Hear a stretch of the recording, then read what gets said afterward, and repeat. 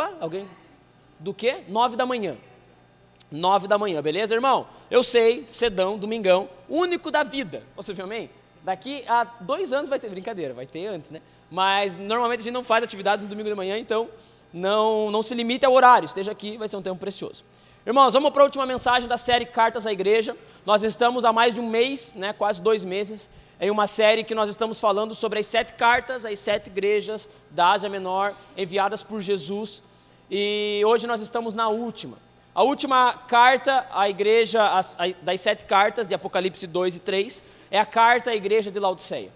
E todo crente médio sabe que quando falamos de Laodiceia, falamos de uma carta um tanto quanto pesada, né? Muitas pessoas, quando elas querem uma palavra de exortação pesada, elas pregam sobre a carta à igreja de Laodiceia, porque de fato, Jesus é um tanto quanto duro em suas palavras à igreja de Laodiceia. E hoje nós estamos na última série, e eu não sei você, irmão, e eu espero que para você seja o mesmo que para mim, mas nessas últimas 6 mensagens que nós compartilhamos aqui, a minha vida foi profundamente abençoada e tocada por cada mensagem.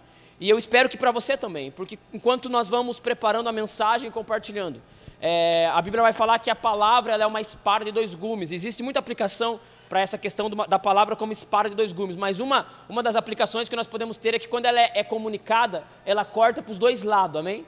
Ela corta você, mas ela corta a mim também. E eu digo para você que a minha vida foi muito abençoada nessas últimas semanas, estudando e lendo a respeito das 7 cartas à igreja, e eu incentivo você a continuar lendo sobre, sempre olhar para ela, porque o nosso objetivo aqui, eu disse muitas vezes, eu disse todas as semanas, o nosso objetivo nessa série é ouvir o que Jesus pensa e deseja de sua igreja, como se eu estivesse sentado diante dele, e ele me passasse um relatório do que ele pensa e deseja de sua igreja. Eu posso ouvir um amém até aqui? Vou interromper a mensagem e vou voltar para os avisos, que eu esqueci de um aviso, me perdoem por isso, eu olhei lá para o fundo e eu lembrei. Irmãos, os materiais que nós pedimos, né, personalizados, os moletons e as camisetas estão lá no fundo. Você que comprou no final do culto, você pode ir lá retirar o seu. Não se assuste, mas assim, eu vou pedir muita paciência, porque a primeiro momento, de uma maneira bem superficial, não temos certeza, mas talvez nós encontramos alguns problemas de pedido. Então assim, se você passar por algum problema de, poxa, não está aí, irmão, calma. Posso ouvir amém? Somos uma igreja, somos de Jesus. É só um moletom, não é sério, irmão, porque eu acho que parece que deu problema, infelizmente. Eu não conferi em casa, mas uma pessoa me pediu antes de hoje, porque ela não estaria aqui hoje, e eu não achei o dela. E eu falei, aí eu passei, não fui eu que fiz, né, a Adri me ajudou, então eles vão estar vendo com muito carinho e cuidado, ninguém vai sair lesado, posso ouvir um amém? Vai dar tudo certo, no final vai dar tudo certo, posso ouvir um amém? Então no final cheguem lá, os moletons e as camisetas também estão lá. Seguimos. Então abra sua Bíblia em Apocalipse capítulo 3.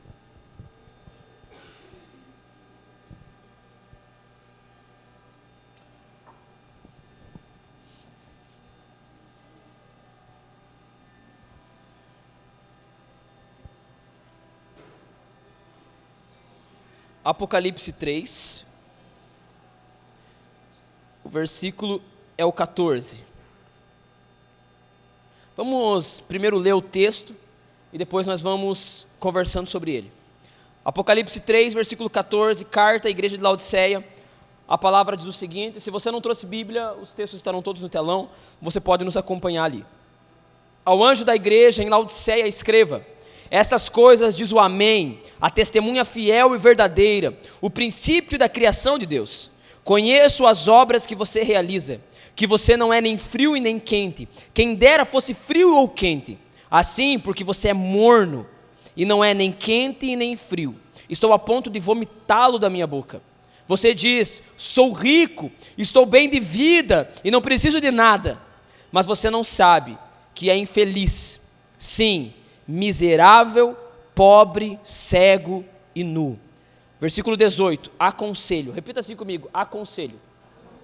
Que você compre de mim ouro refinado pelo fogo, para que você seja de fato rico. Compre vestes brancas para se vestir, a fim de que a vergonha de sua nudez não fique evidente. E colírio para ungir os olhos, a fim de que você possa ver. Eu repreendo e disciplino aqueles que amo. Portanto, seja zeloso e arrependa-se. Versículo 20, eis que estou à porta e bato. Se alguém ouvir a minha voz e abrir a porta, entrarei em sua casa e cearei com ele e ele comigo. Ao vencedor darei o direito de sentar-se comigo no meu trono, assim como também eu venci e me sentei com meu Pai no seu trono. Versículo 22. Quem tem ouvidos, ouça o que o Espírito diz às igrejas. Feche os seus olhos, eu queria fazer uma oração. Pai, nós pedimos a Tua graça nesse momento. Ao compartilharmos a Tua palavra, nós pedimos que de fato ela encontre os nossos corações, Jesus. Pai, eu oro para que o Senhor me dê graça para compartilhar as grandezas da Tua palavra. Eu sei, Pai, que eu não sou apto e eu não estou preparado o suficiente, mas eu oro para que o Senhor faça aquilo que só o Senhor e a Sua palavra pode fazer ao coração do homem.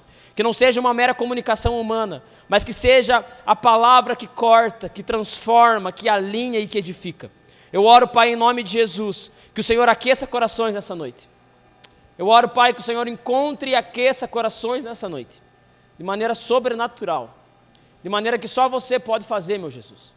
É o que nós oramos, é o que eu te peço, em nome de Jesus. Amém. Então, irmão, nós estamos aqui na carta à igreja de Laodiceia. E como já lemos e como eu já dizia, é uma carta um tanto quanto dura.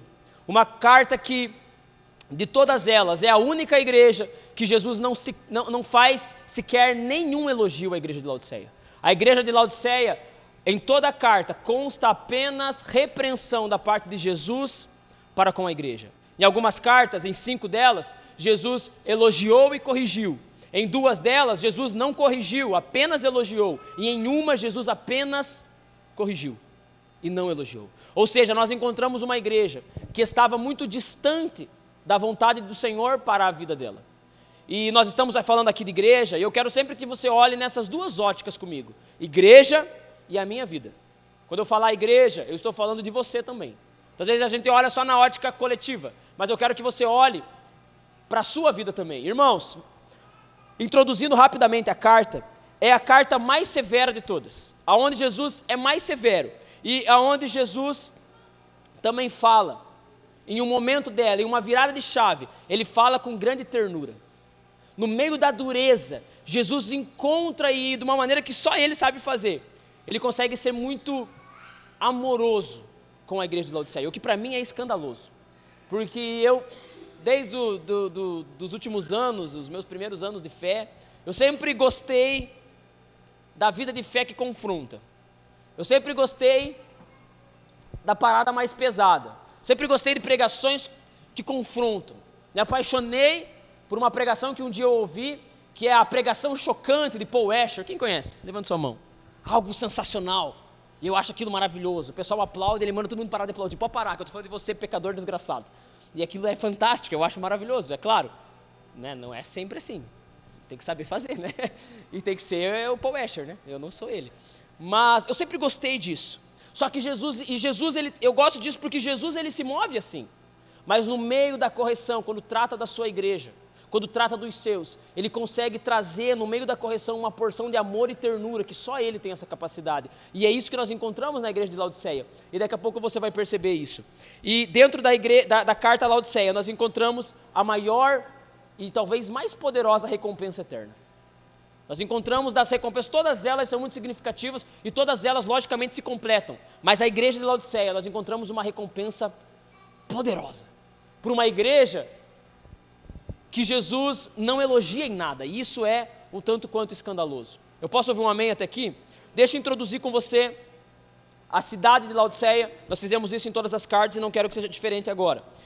A cidade de Laodiceia era uma cidade da região da Frígia. Ela era composta por 3 cidades naquela região, uma próxima da outra, a distância de 10 quilômetros mais ou menos uma da outra. A principal cidade era Laodiceia, e em volta dela tinha a cidade de Hierápolis e a famosa cidade, famosa no contexto bíblico, né? A famosa cidade de Colosso, a qual Paulo envia carta à igreja de Colossenses. Então era Colosso, Laodiceia e Hierápolis, formavam a região da Frígia, e Laodiceia estava inserida nesse lugar. Isso é importante para aquilo que vamos falar hoje aqui. Era uma cidade com um centro bancário industrial, ou seja, a cidade era muito próspera e ela tinha um grande, de toda a região, talvez de toda a Ásia, o principal centro bancário estava em Laodiceia.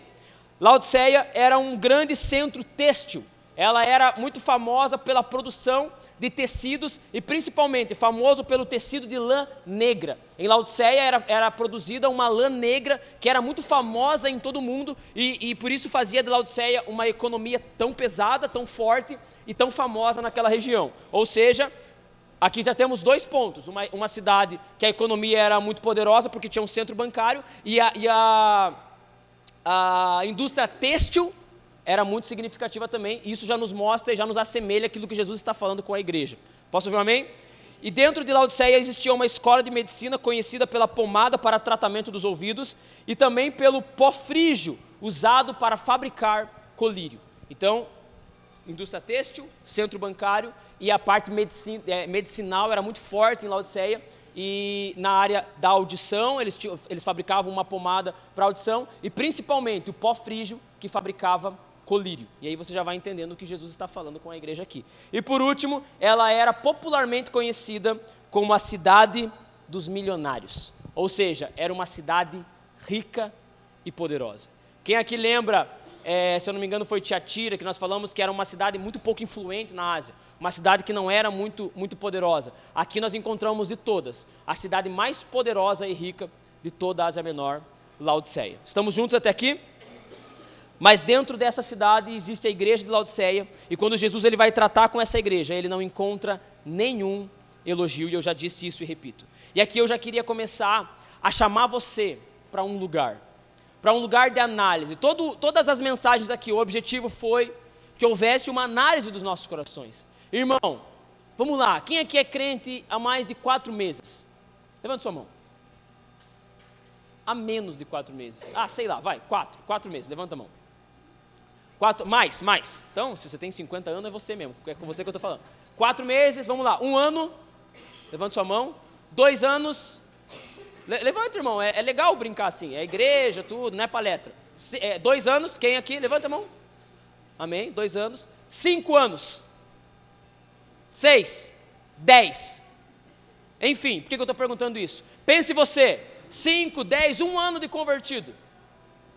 Jesus chegar para você e Jesus não encontrar nenhuma virtude em sua vida. É algo a ser analisado. É algo a ser pensado. E enquanto eu lia e pensava sobre Laodiceia, isso é algo que deve passar pelo nosso coração.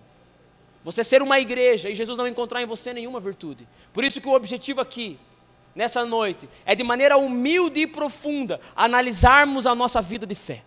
Analisarmos como temos andado diante do Senhor.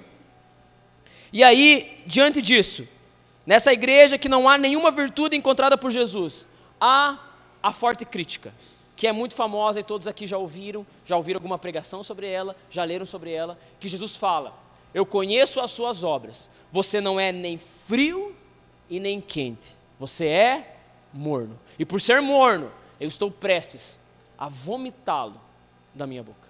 As palavras de Jesus são muito duras. As palavras de Jesus são muito fortes. E aqui é onde nós começamos a entrar no ponto principal da carta à igreja de Laodiceia. Uma igreja morna. Quando Jesus ele fala sobre a igreja de Laodiceia ser morna, não ser nem frio nem quente, ele está fazendo uma alusão à realidade da cidade de Laodiceia. Lembra que eu acabei de falar que Laodiceia estava inserida em um lugar onde havia 3 cidades, Laodiceia, Hierápolis e Colosso. E das 3 cidades, a única que não tinha água própria, que não produzia água em sua própria localidade geográfica, era a cidade de Laodiceia. Laodiceia, ela recebia água das 2 cidades vizinhas, por meio de aquedutos. Esse é o nome, né? Aquedutos. Se não for, agora é. Aquedutos, eles desciam e chegavam até a Laodiceia. Só que, na cidade de Colosso, você encontrava apenas água fria. Existia fontes de águas que eram águas geladas, águas frias. E, do lado de Hierápolis, as águas eram águas termais, eram águas quentes. A água que saía de Hierápolis era uma água quente. Quem aqui já foi em um lugar de águas termais? Quem já foi? É maravilhoso. Nós já fomos com o Diego, né, Diego? É algo sensacional, né, Alicinho? A água é sempre quente. E é uma delícia. Para descer no tobogã e quase morrer. O Alisson, coitado, quase teve um infarto. De medo. Medroso, Alicinho, é medroso, né? Mas eu também sou, eu só disfarço um pouco. Então, essas 2 regiões desciam as águas, e quando elas se encontravam em Laodiceia, a água fria com a água quente, ela se encontrava em um estado de mornidão. E Jesus ele está falando para Laodiceia exatamente, fazendo um desenho exatamente da realidade da cidade. E Jesus, quando ele fala isso para Laodiceia, que ela é uma igreja morna, ele está falando: vocês se tornaram como a cidade que vocês estão inseridos. Vocês se tornaram como a cultura dessa cidade. Em Laodiceia não há produção de água. Em Laodiceia a terra não produz. Vocês recebem da cidade e se tornaram igual a ela. Jesus está dizendo para Laodiceia, a primeiro momento, a primeira aplicação que nós pegamos dessa mornidão da igreja de Laodiceia, ele está dizendo: vocês ficaram igual à cidade que vocês moram. Vocês não são diferentes dela. A igreja é como a cidade, não produz nada. Eu não tenho o que beber de vocês. E quando eu bebo, me dá enjoo. Estamos juntos até aqui? Primeiro ponto, irmão. Mornidão. E aqui nós estamos falando dessa questão de produzir algo diante do Senhor. E logicamente, não tem como nós fugirmos da mornidão espiritual. E esse é o ponto que nós vamos falar nessa noite, com toda certeza. Mornidão espiritual. E a mornidão espiritual, ela é algo, ela é uma situação que eu chego quando eu me torno semelhante à cultura a qual eu estou inserido. Então nós estamos inseridos em uma cultura como cidadãos, como pessoas, como crentes em União da Vitória no Brasil. E quando nós começamos a nos tornar semelhante à cultura do lugar que estamos inseridos, nós começamos a entrar em um lugar de mornidão espiritual. Do que eu estou falando? Quando a sua vida, e eu falei isso por diversas vezes nessa mensagem, pelo menos próximo a isso, nessas mensagens das cartas à igreja, quando a sua vida é igual à vida do teu conhecido, do teu parente, do teu familiar, que não conhece a Cristo, se a tua vida é igual a dele, você é alguém morno espiritualmente, porque a sua vida não produz nada para Cristo. Você é igual à cidade, você é igual à cultura, você não muda em nada. E quando Cristo ele acessa você, posso falar? O texto que fala, né? Ele fica enjoado, causa náuseas em Jesus. Quando Jesus vai beber de Laodiceia, e por vezes quando ele vai beber da minha e da tua vida, quando ele encontra mornidão, quando ele encontra um estilo de vida que não difere da cidade, que é igual à cidade, que não produz de maneira própria. Irmão, deixa eu fazer uma pergunta para você. Você tem produzido algo em Cristo ou você vive só o que acontece aqui? A tua vida de fé, ela se limita só ao que acontece aqui. Quando você está aqui, você lembra que você é crente, e aí dá aquele arrependimento: meu Deus, cara, eu preciso mudar de vida. Puxa vida. Quem? Não precisa se manifestar, mas responda para você mesmo. Quando você vive essa vida cristã, em que se limita a esse lugar, ao famoso cristianismo nominal, você está em um lugar de mornidão, você não produz nada diante de Cristo, a sua vida não tem nada para Cristo beber de você, não tem uma busca, não tem uma fome, não tem uma sede, não tem uma oração, não tem um versículo bíblico, não tem uma oferta, não tem um serviço ao Senhor, não tem um serviço ao próximo, não tem nada. Isso é mornidão espiritual. E quando você é alguém que acorda na segunda-feira e cumpre o mesmo rito do teu amigo que nunca ouviu e entendeu sobre Cristo, você é alguém morno espiritualmente. E aí aqui nós começamos a análise. Como é a sua vida na segunda-feira, irmão? Eu até vou falar isso na parada de domingo lá, como é que é o nome mesmo? Integração.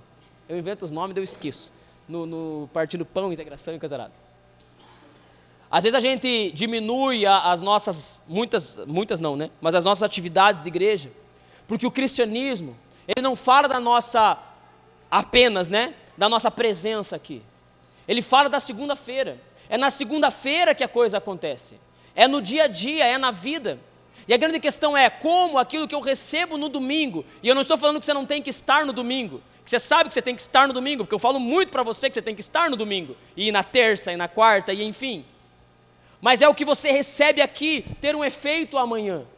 Não você viver a vida como alguém que nunca conheceu Cristo. Nós estávamos hoje lá na minha mãe, a gente almoça lá todo domingo, e aí nós estávamos falando de saúde, né? Que agora Deus tocou minha vida, eu estou cuidando da saúde. Posso ouvir um amém?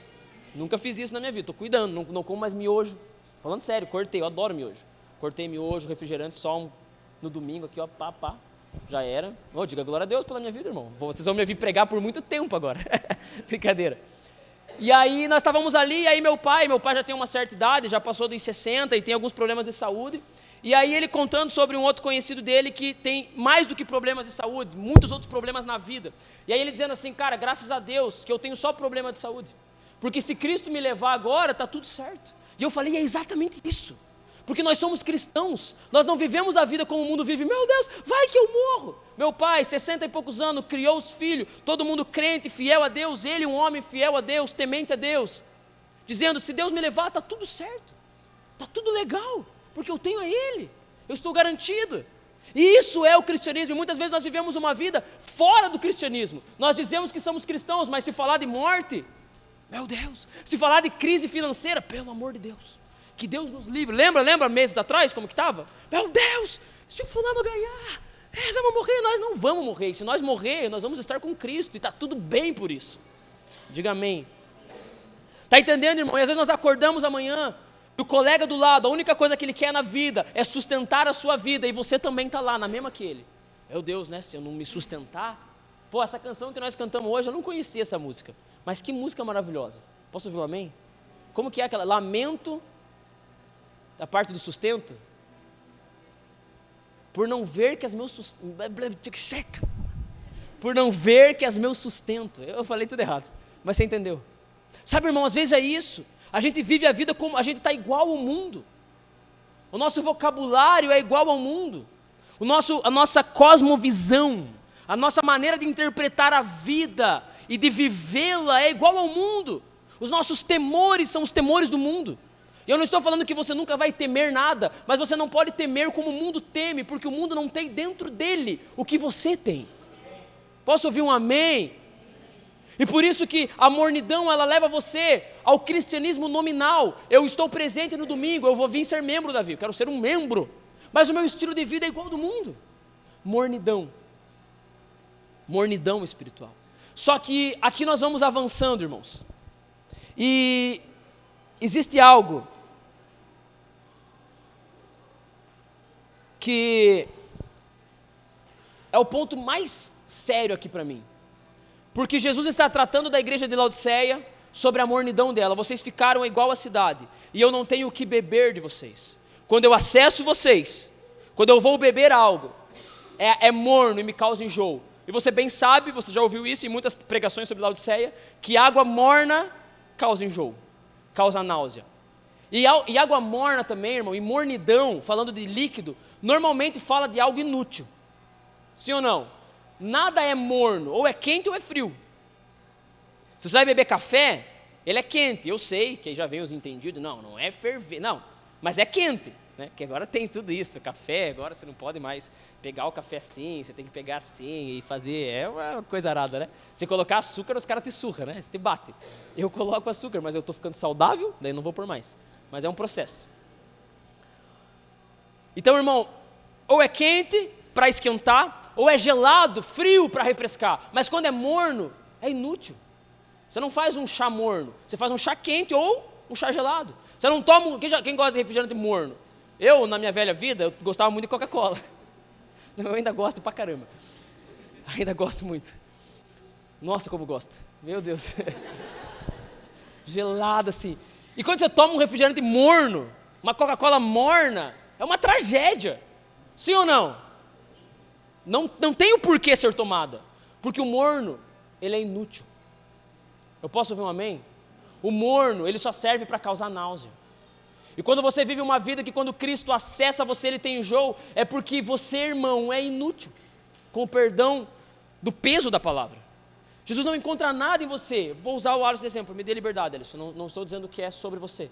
Mas eu vou ver, eu não encontro uma devoção. Inútil. Eu vou ter um serviço ao Senhor. Inútil. Quando tem serviço, corre. Serviço ao Senhor. Não, porque quando mexe na agenda pessoal, corre. Inútil. Não tem uma leitura bíblica, inútil. Não tem um jejum, inútil. Não serve. Jesus não tem do que beber quando ele chega. Mornidão, náusea. E essa é a condição da igreja de Laodiceia. Mas aqui agora eu parto para o grande problema. Que quando Jesus está tratando com Laodiceia, ele não coloca, irmão, escute isso com atenção. Ele não encontra, e ele não cita, não estou falando que ele não encontra, mas ele não cita na carta, nenhum pecado moral em Laodiceia. Laodiceia não tem escândalos. Laodiceia não tem problemas doutrinários. Lembra das outras igrejas? A doutrina de Balaão, a doutrina dos Nicolaitas, a doutrina de Jezabel. Lembra disso? Em Laodiceia você não vê isso. Vamos desenhar aqui para dar para entender. Em Laodiceia você encontra uma boa teologia. Em Laodiceia não tem escândalos morais. Não tem o que tinha em Tiatira, né? Agora eu não vou lembrar de cabeça. Da galera que deitava com Jezabel. Os homens adulteravam com Jezabel. Não tinha em Laodiceia. Em Laodiceia não tinha perseguição. Nem do Império Romano, porque não é citado. E nem dos judeus. Lembra dos judeus que perseguiam a igreja em vários lugares? Não tinha. Laodiceia, tudo estava bonito e bom. Quando você ia no culto de Laodiceia, o ambiente era legal, era estiloso, a palavra alinhada. Não tinha erros teológicos, não tinha doutrinas erradas. O pastor não estava exposto a pecados que escandalizavam a igreja, como em outras igrejas que nós lemos aqui. Era tudo legal. Mas Jesus encontrou um problema: mornidão. E aí, quando você vai seguindo a carta, você vê que o juízo para a mornidão é o mesmo juízo para aqueles que se deitaram com Jezabel. Estamos juntos até aqui? O coração morno será julgado e disciplinado da mesma maneira que aqueles que abraçaram a doutrina dos Nicolaitas, o espírito da Jezabel, aqueles que conheciam as profundezas de Satanás, quem lembra? Serão julgados simplesmente porque estão mornos, simplesmente porque o coração não está aquecido, simplesmente porque a paixão baixou e o serviço caiu, e se tornou alguém indiferente das coisas de Deus, não no sentido moral, porque a moralidade ainda está sendo mantida, mas é indiferente para com Deus, não tem fome, não tem desejo. Domingão é uma luta, chega a tirar para o ímpar com o esposo, ímpar par, se eu ganhar nós não vamos, se você ganhar nós vamos. Ai, perdi, ai que droga, vamos. Se falar de oração no meio da semana, manda, segura que não é bem assim. Só que isso, irmão, é algo que será disciplinado por Jesus, igual aqueles que viveram uma moralidade depravada, uma depravação liberada. Você vê qual é o problema da mornidão? Você vê como a mornidão é algo que fere o coração de Jesus? Jesus diz que vai vomitar uma igreja só porque ela é morna, ela não se deitou com Jezabel, ela só é morna. Ela só não tem paixão por Cristo, só isso. Ela só não está mais aquecida em Cristo, ela só não ama a Cristo, só.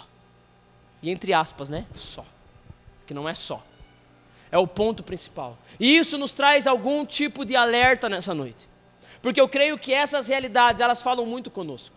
Nós somos uma igreja que não temos escândalos morais, nós somos uma igreja que não temos problemas doutrinários de maneira pesadíssima, né? Nós estamos aqui, tudo está legal. Você tem o orgulho de vestir o moleta da Confins e sair na rua. Não, Confins é coisa linda. O pessoal é, nossa, top. Davi prega bonitinho. Nossa, não, legalzinho. Algumas vezes ele pega pesado porque ele é muito chato, né? Fica falando pra gente, ir nas coisas, coisa arada. Mas é tudo redondinho. Não tem equívocos teológicos. Claro que existem diferenças, não estou falando que nós somos tudo perfeito aqui na palavra, mas você está entendendo o que eu quero dizer.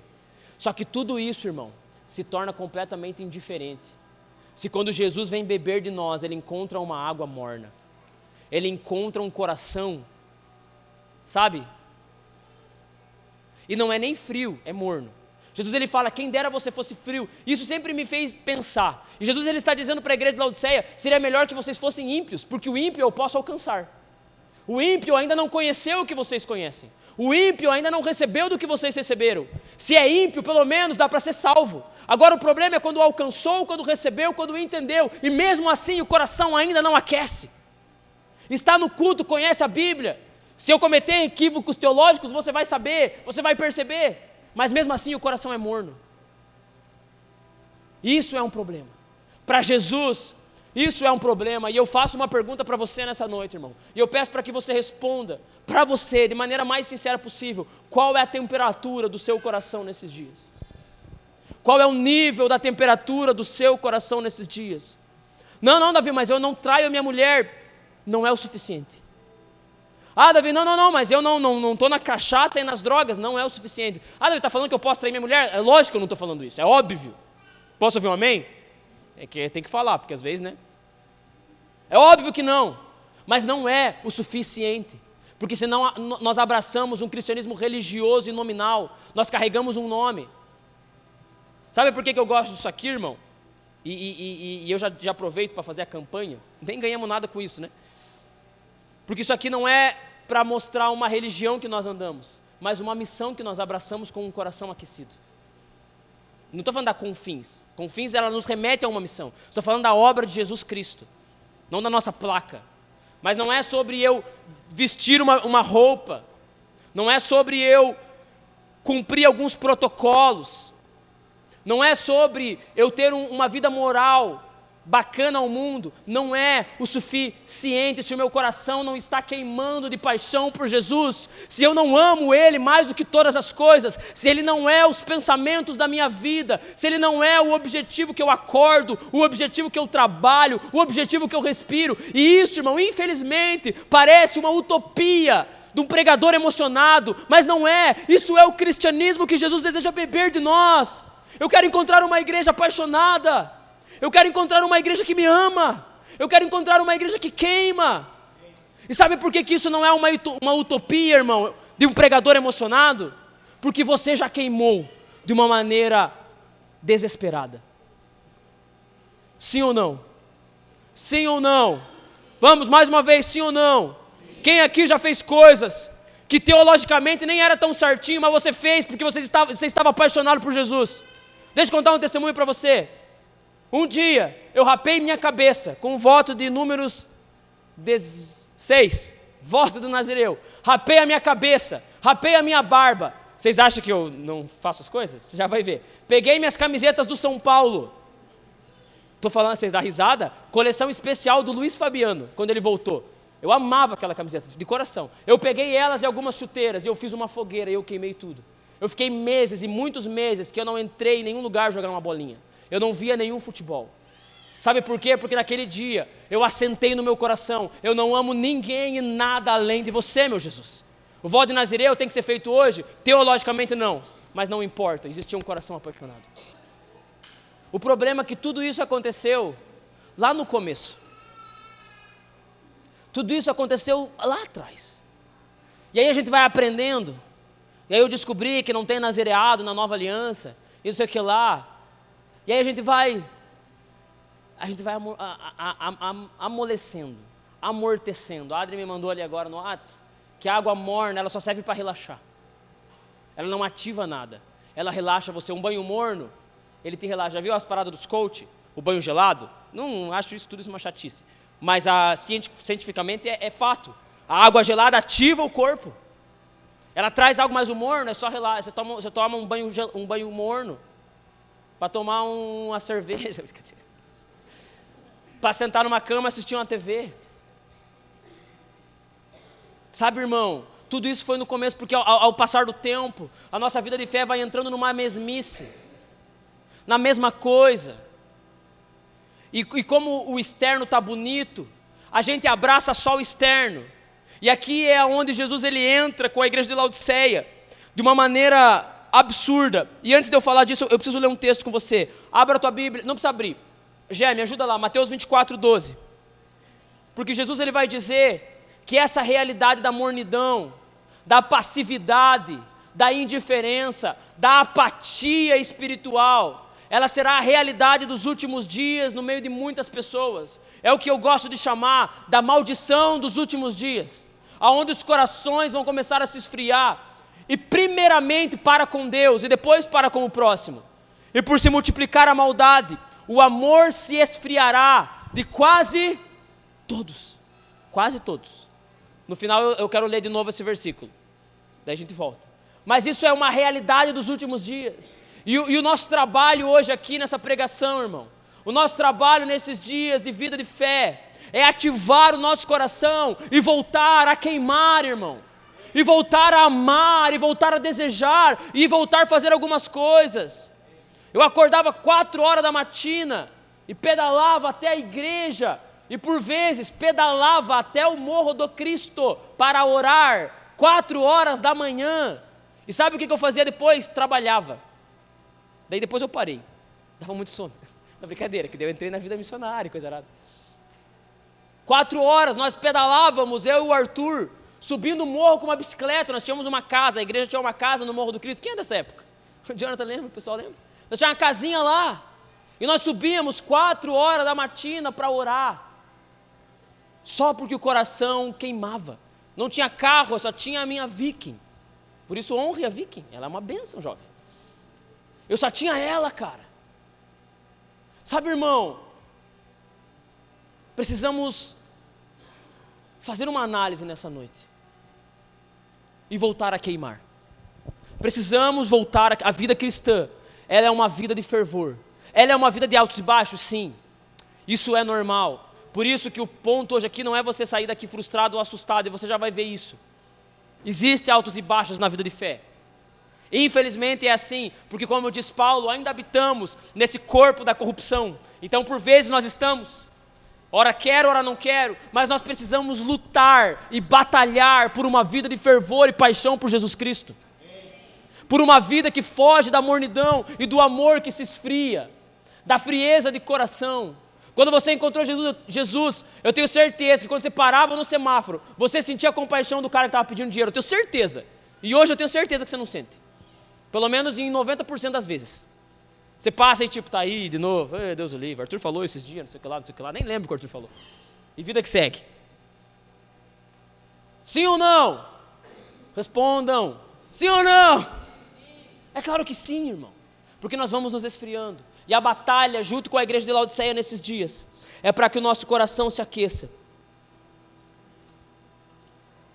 E aqui, quando Jesus ele cita a mornidão da igreja de Laodiceia, ele começa a entrar no lugar onde Laodiceia não discernia a sua vida espiritual, mas fazia uma análise equivocada dela mesma. Você vai ver, e cara, olha como isso é uma loucura, irmão. Porque olha o que Jesus diz, versículo 16, vamos ler junto, coloca para mim lá já, 3,16 de Apocalipse. Olha o choque de informação, vou ler junto com vocês aqui. Assim, porque você é morno, e não é nem quente nem frio, estou a ponto de vomitá-lo da minha boca. Olha o peso da frase de Jesus. Agora olha o próximo versículo, o que Laodiceia diz de si mesmo. Você diz, sou rico, estou bem, não preciso de nada, está tudo certo. Olha o contraponto da realidade, da visão de Jesus sobre a igreja de Laodiceia, olhando para a mornidão do coração, e olha como a igreja de Laodiceia se via, eu sou rico, ixi mano, está tudo certo. Eu acredito, e eu gosto de fazer os meus desenhos mentais, que quando a carta chegou a Laodiceia, eles se assustaram, falando, meu Deus, mas nós estamos tão bem, nós temos telão de LED na igreja, os irmãos são tudo bem de vida, está tudo legal, não tem pecado, não tem teologia errada, tudo bonitinho. E Jesus falando que vai vomitar uma pessoa que não consegue olhar para si mesmo, que quando olha para si diz, rico sou. E quando Jesus olha, fala, eu vou vomitar. Você está entendendo o que eu estou querendo dizer aqui, irmão? O contraponto de uma coisa da outra. E por vezes nós entramos nesse lugar, porque os nossos olhos estão no lugar errado. E mais do que estar com os olhos no lugar errado, o que Jesus diz para Laodiceia, Jesus fala, vocês são cegos. Sabe o que é essa cegueira que Jesus fala para a igreja de Laodiceia? Vocês não conseguem ver as próprias mazelas. Vocês olham a vida de uma maneira equivocada, porque vocês estão olhando para fora e vocês não estão olhando para dentro. Sabe o que esfriou Laodiceia, irmão? Sabe o que esfriou Laodiceia? A boa vida. O American Dream. Sabe o que é o American Dream? O sonho americano, que se espalhou da América do Norte para todo o mundo, inclusive para a América do Sul, e entrou nas igrejas brasileiras, que nós aprendemos uma fé que tudo que Jesus quer fazer por nós é nos dar uma casa paga e um bom carro e uma família toda legalzinha. Só que isso não está na Bíblia. Isso é o American Dream. E o American Dream, o sonho americano, a vida boa, esfriou o coração da igreja de Laodiceia. Eles tinham tudo. Irmão, olha isso, cara. Eles olham para eles e a análise que eles fazem deles, humanamente, ela é correta. Porque eles eram a cidade dos milionários e a igreja era rica. E eles dizem assim, rico sou, e não tenho falta de nada. E quando Jesus continua, ele diz: mas você não sabe que você é infeliz, sim, miserável. Na ótica humana, alguém que se diz rico, Jesus olha e fala: você é miserável.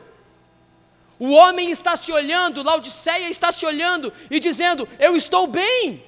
E Jesus está olhando e vendo um homem caído na sarjeta, tá ligado? Aquele mais entregue ao seu vício e ao seu pecado, sabe aquele? Ele não tem o que comer, ele não tem o que vestir, ele mora na rua e ele está todo sujo. Laodiceia, aos olhos de Cristo era assim, mas aos olhos deles, eles eram ricos. E a grande pergunta é: com o que nós temos nos importado, sobre como nós temos olhado para nós mesmos, ou como Cristo tem olhado para nós? E é muito fácil entender o que Cristo tem olhado para nós, é só colocar um termômetro no coração, é só colocar um termômetro aqui dentro, é só começar a parar para pensar, como eu tenho agido em relação a Cristo? Eu tenho sido apático na fé? Eu tenho sido indiferente na fé? Eu não ligo para as coisas de Deus? E quando eu sou corrigido pela palavra, qual é a reação que eu tenho? Quando eu estou morno e eu sou indiferente? Não, tudo bem, legal, entendi. Eu já sabia, na verdade. Mas quando eu estou em busca de sair da mornidão, eu corro para o arrependimento e para Cristo de maneira violenta. E a grande questão de Laodiceia, irmão, foi a boa vida. Foi a corrida por conquistar e ter as coisas, e eles alcançaram. Laodiceia alcançou riqueza. Laodiceia tinha tudo. Só que eu quero dizer algo para você, irmão, e eu queria que você guardasse isso no teu coração. Eu não vou falar para tatuar, que a última vez que eu falei, o pessoal tatuou. Daí culpam eu daí, né? O pessoal fica se tatuando, porque o pastor falou. Então não digo mais essas coisas. Mas que você marque isso na sua vida de uma maneira especial. Você pode ter tudo que essa vida pode te dar. Só que se o seu coração estiver morno, você não tem nada. Jesus olha para você e diz: você é miserável, pobre, cego e nu. Uma cidade, deixa eu ler isso aqui que eu anotei para você. Na verdade eu anotei porque são palavras do teólogo John Stott. Cristo os descreve como mendigos, apesar dos seus bancos, como cegos, apesar dos seus colírios e do pó frígio, e nus, apesar de suas fábricas de tecidos. Tudo que temos não é nada se o coração estiver morno para com Cristo. Você pode ter tudo e ao mesmo tempo Jesus olhar para a sua vida e dizer: você é um miserável.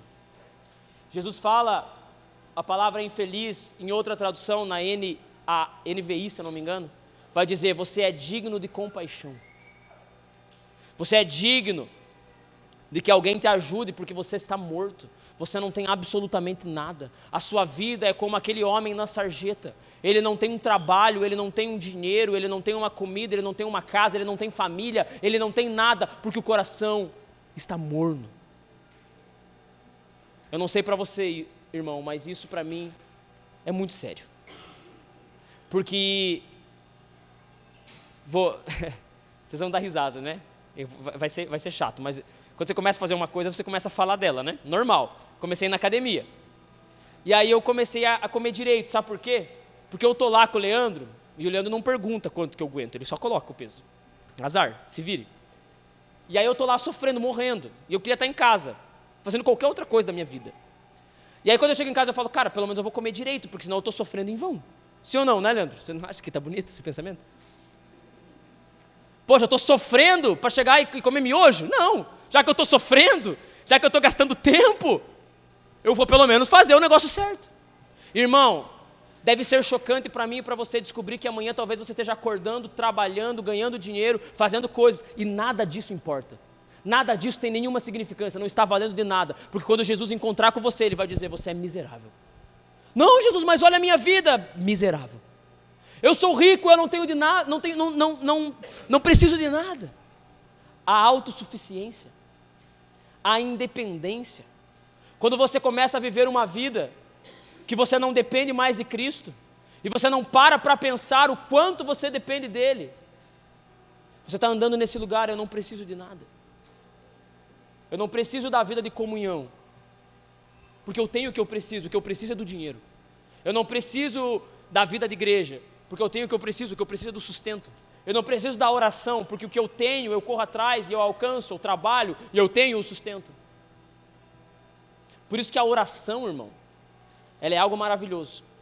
Porque ela é a prova da sua insuficiência e dependência.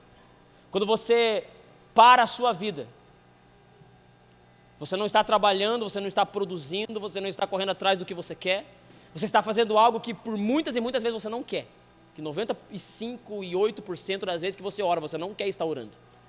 E quando você coloca nesse lugar, Deus olha e entende que você está dizendo, eu preciso de você. João 15,5, sem ti nada poderei fazer. Agora, quando você começa a viver em busca da boa vida, o seu coração vai se esfriando e você entra nesse lugar do autossustento, da independência para com Deus. E isso é mornidão espiritual. E isso nos leva a um lugar de que Jesus quer vomitar as nossas vidas. Só que a palavra não acaba aqui. E me dê mais alguns minutos e eu estou terminando. No meio dessa palavra dura, irmão, é o ponto que eu queria partir para o final aqui com você. Jesus, ele fala o que acabamos de ler, de maneira tão dura, tão constrangedora, tão pesada ao coração da igreja de Laodiceia e ao nosso também. Mas no próximo versículo, ele diz assim, aconselho. E aqui a palavra que Jesus está usando, quando a gente está lendo a carta na nossa ótica, lembra que eu falei que eu gosto do pau que tora, da pregação pesada? Na nossa ótica, Jesus está só debulhando, né? Jesus está só macetando. Mas quando ele entra no aconselho, na nossa interpretação, parece que Jesus está falando assim, viu? E eu vou dar um conselho, hein? E eu vou dar um conselho. Compre de mim ouro. Mas sabe o que Jesus está fazendo aqui? Ele disse tudo o que ele tinha para dizer à igreja de Laodiceia. E quando ele fala aconselho, o tom da palavra usada por Jesus, o tom de voz é um tom de ternura. E é nessa noite o que ele tem falado para você. É como aquele pai que mesmo sabendo que o filho está em pecado, que o filho está errado, ele pega o filho e senta no colo e fala, filho, deixa eu te ensinar. Deixa eu te mostrar o caminho. Porque a igreja de Laodiceia ainda não foi vomitada, ela é ainda a igreja, a ponto de Jesus dizer, no próximo versículo não precisa passar, que ele está disciplinando porque ele ama. Eu disciplino porque eu amo vocês, cara. Jesus está falando conosco nessa noite, irmão, mas ele não está aqui para nos bater. E eu muito menos. Ele está aqui para nos colocar do lado dele e dizer, gente, deixa eu dar um conselho para vocês. Deixa eu ensinar algo para vocês de maneira amorosa. Deixa eu fazer vocês entender o que de fato é importante. Jesus não está dando um conselho daquele tipo, daquele tiozão ignorante. Ah, se o conselho fosse bom eu vendia. Se o conselho fosse bom a gente vendia. Sei que não. Não, ele está dizendo, cara, deixa eu te ensinar uma parada, cara. Deixa eu te mostrar um caminho. Deixa eu trazer você para mim.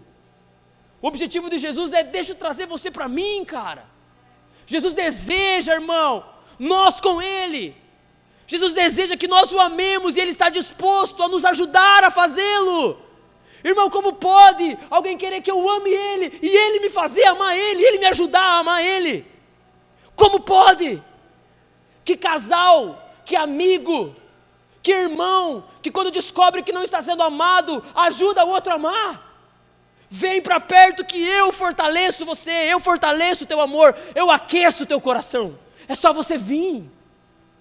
Ah, irmão, isso é maravilhoso, eu espero que você esteja entendendo. Isso é poderoso. O objetivo da carta à igreja de Laodiceia não é uma bronca, é um chamado para perto. É um chamado para o amor. É um chamado para a relação. Por isso que Jesus termina dizendo, eis que estou à porta e bato. E isso é uma tragédia, né? Porque Jesus está fora da igreja. Porque toda vez que a gente canta algo em relação a isso, não é o caso da música do Batendo a Porta, que aquela é Lucas, né? Aquele que bate, abrir-se-vos-á. Só para deixar bem claro. Mas quando a gente canta que ele está batendo a porta do lado de fora, é porque Jesus está fora da igreja. E em Laodiceia ele estava do lado de fora. Porque ele não era mais o centro. Ele não era mais o objetivo de culto. Sabe o que era o objetivo de culto? A conquista, a vitória, o American Dream, as coisas da vida. E ele fala, viu, só que eu ainda não saí fora. Eu estou do lado de fora, mas eu estou batendo. Isso não é um texto para quem não é convertido, né? Ele está falando com uma igreja aqui. Esse é um texto para crente. Eis que estou à porta batendo. E se alguém abrir, se alguém entender a ternura e o amor que eu estou chamando, sabe o que vai acontecer? Eu entrarei e nós vamos comer junto, cara. Nós vamos ter relacionamento, nós vamos ter afinidade, nós vamos estar juntos, porque tudo que Cristo quer, irmão, é você com Ele, cara. Isso para mim é escandaloso, irmão. Porque tudo que Jesus quer é eu com Ele, é eu amando Ele. Quando Jesus ele ora em João 17, ele vai dizer: Pai, eu tenho um desejo, que aonde eu estiver, eles estejam também. Pelo amor de Deus, Pedro só encheu o saco. João e Tiago quiseram fazer com que fogo caísse na cabeça do outro. Um negou, o outro traiu, ainda que depois não permaneceu. Mas tudo o que Cristo queria era estar junto com os seus amigos.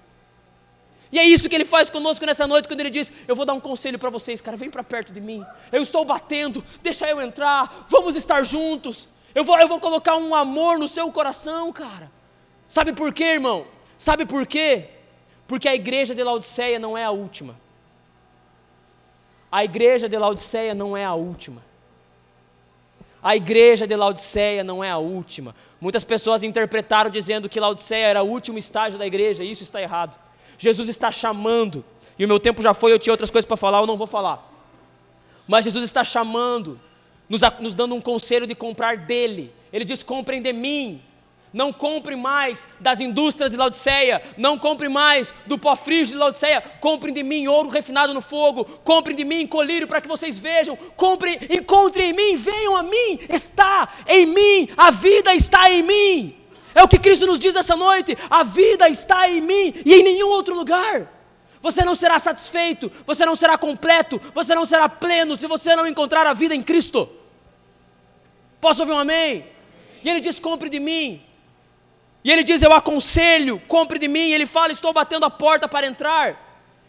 E aí eu acabei de dizer, e eu quero terminar dizendo isso. Jesus fala isso à igreja de Laodiceia, porque ela não é a última. Não acaba a igreja em Laodiceia. A igreja acaba em Apocalipse 19. E eu queria ler com você para nós encerrarmos. Abra ali, você tá em Apocalipse já, muito provavelmente.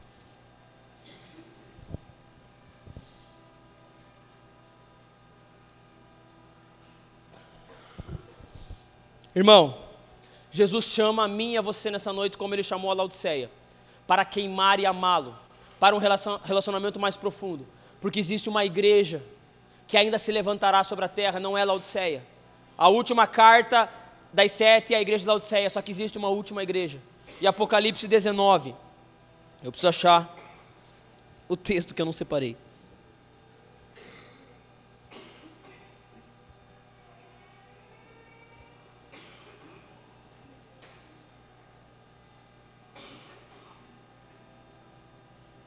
Meu Jesus.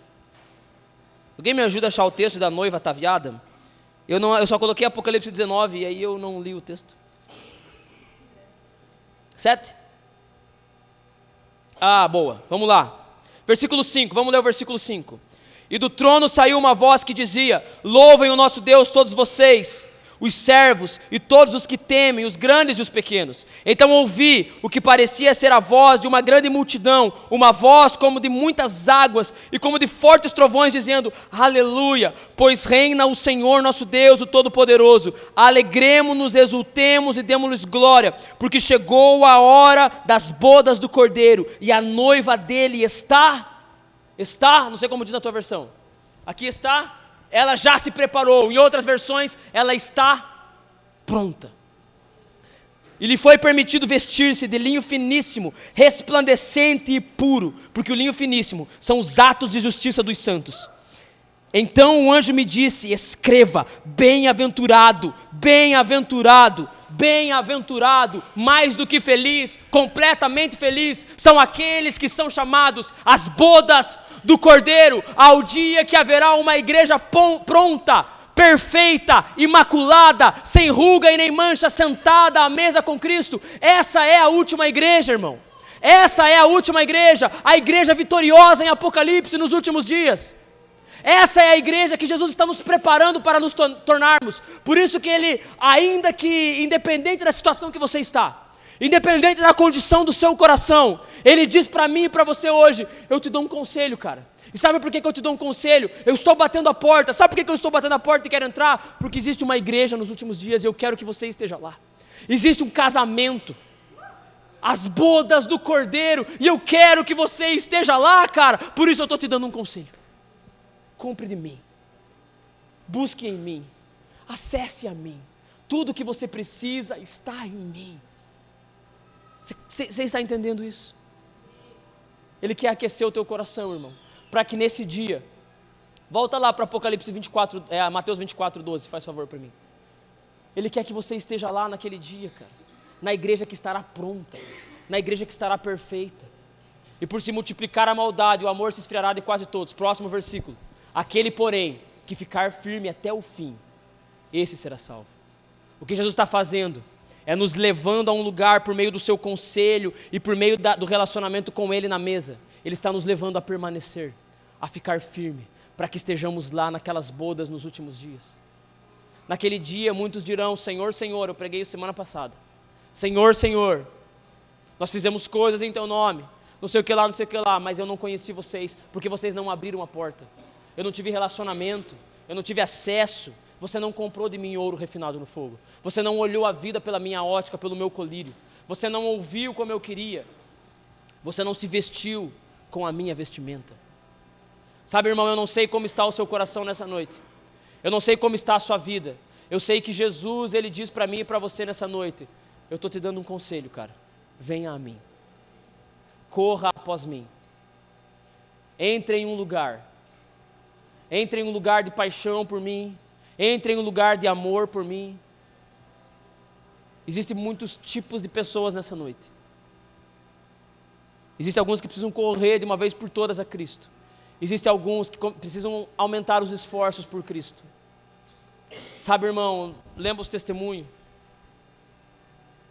Cara, alguns de nós aqui precisam começar a fazer coisas. Não que é a coisa que te leva, é o relacionamento com Ele, mas você precisa de uma ação, sabe, cara? E a ação que Jesus fala é: compre de mim, venha a mim, abra a porta, você precisa fazer alguma coisa. E eu creio que alguns de nós, cara, precisamos entrar em um lugar. Eu falei dos meus votos, alguns falaram dos seus. Existia um cara, no começo do século XX, chamado Evan Roberts. Evan Roberts era um jovem, e ele teve uma vida de busca por Deus, dos seus 14 mais ou menos aos seus 26 anos. E no meio desse período, Evan Roberts, junto com alguns amigos, eles fizeram um voto. E ele falou: cara, a partir de agora, nós vamos parar de fazer aquilo que de alguma maneira possa ser desagradável a Deus. Possa ser. Eles não estavam falando de pecado, eles estavam falando possa ser desagradável a Deus. Algum comportamento nosso que de alguma maneira vai que um dia isso vai dizer, alguém vai dizer que é errado. Vamos limpar tudo. Vamos parar com tudo. E vamos centrar a nossa vida na busca pelo Senhor. E Evan Roberts faz esse voto com alguns amigos. Ele era o mais conhecido dos amigos. Mas fato é que aos seus 26 anos, no meio dessa busca de Evan Roberts, Deus decide descer na cidade de Evan Roberts. E o maior avivamento dos últimos anos, e talvez um dos maiores da história, desses últimos anos, depois, pelo menos, sei lá, do mais recente nosso aqui, o maior avivamento da história, mais de 100 mil pessoas convertidas em 6 meses, a cidade inteira tocada pela presença de Deus. Sabe por quê, irmão?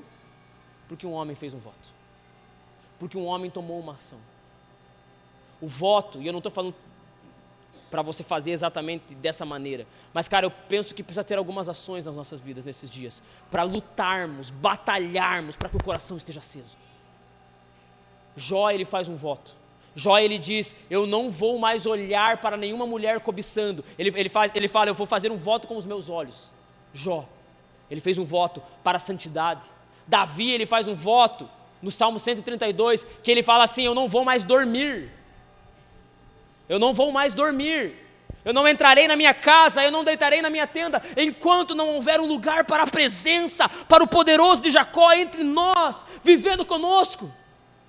E eu não sei quanto tempo, e se Davi ficou algum tempo sem dormir, eu sei que ele fez um voto. Sabe, irmão, faça um voto, cara. Davi faz um outro voto dizendo: não porei coisa impura diante dos meus olhos, tudo que é pecaminoso eu não vou olhar.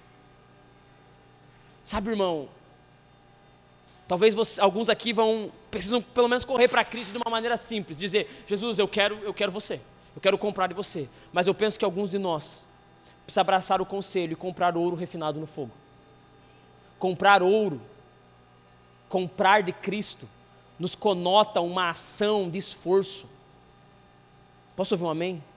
Sabe, irmão, eu penso que alguns de nós precisam abraçar alguns esforços. Alguns tempos de oração que você não tem mais. Sabe, umas horinhas que você tinha que você não consegue mais ter, dá uma parada. Dá uma segurada.